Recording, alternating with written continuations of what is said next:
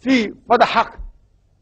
You mentioned the glorious Quran. In Surah Nisa, chapter number 4, verse 135, it says that, Ya ayyuhallazina amanu, O you believe, stand out firmly for justice as witness to Allah subhanahu wa ta'ala, even if it be against yourself, against your parents, against your kith and kin, whether it be the poor or the rich. Allah protects both. Now what we read in the papers, that Taliban is bad, Taliban is good, we read in the paper, oh, Taliban, they are ill-treating the women, etc. I am not a person who is expert on politics. I'm a dai. I'm not an expert in politics. But there are experts. If you ask my view about Taliban, Quran says in Surah Hujurat, chapter 49, verse number 6, that before you pass on the message, you verify whether it's right or wrong. I read in the papers that the Taliban, they are very ruthless people, They said all women should stop working. They should stop working and they should sit at home, finish. I read it, right or wrong, Allahu Alam. I read the news from America. In Taliban, they said that it is not good for the women to go out and work because the atmosphere is not modest. We will see to it that they receive their salary at the doorstep. If my sister was living in Afghanistan, and if someone tells me the atmosphere outside is not good, I will give you a salary at the doorstep. Is it good or bad? If your sister was there in Afghanistan, if someone says, the atmosphere there outside is bad, we'll give your sister salary at doorstep without working. Which would you prefer? I am not telling which news, I don't know which news is correct. So I am not saying Taliban is good or bad. I get two different news. But before you ever make a comment that teach these people, Allah will question you. Did you check up the news? So you as a Muslim saying that Osama bin Laden is right or wrong, have you checked up?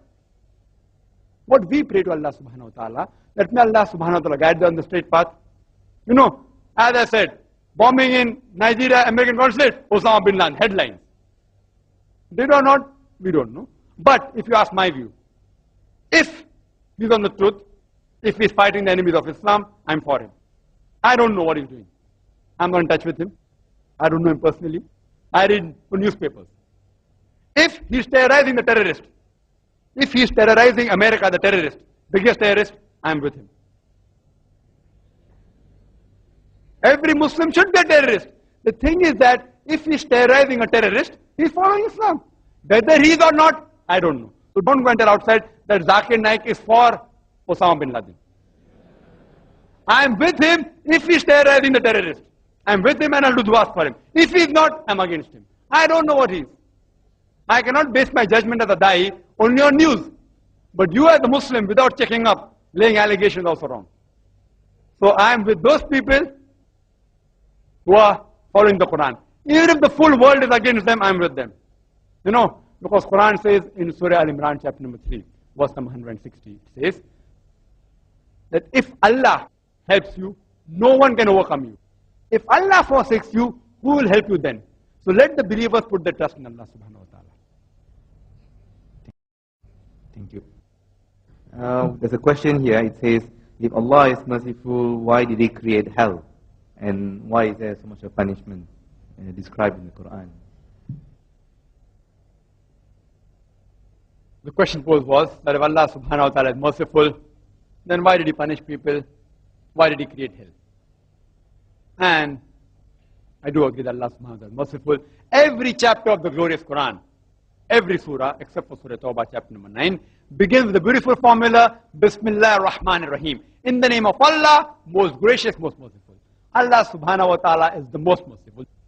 But, at the same time, besides being merciful, the glorious Quran says in Surah Nisa, chapter number 4, verse number 40, that Allah subhanahu wa ta'ala is never unjust in the least degree. Besides being merciful, He is also very just. Now both these criteria, if you analyze, He is merciful and just. In order to be merciful and just, sometimes He may also have to punish certain people. For example,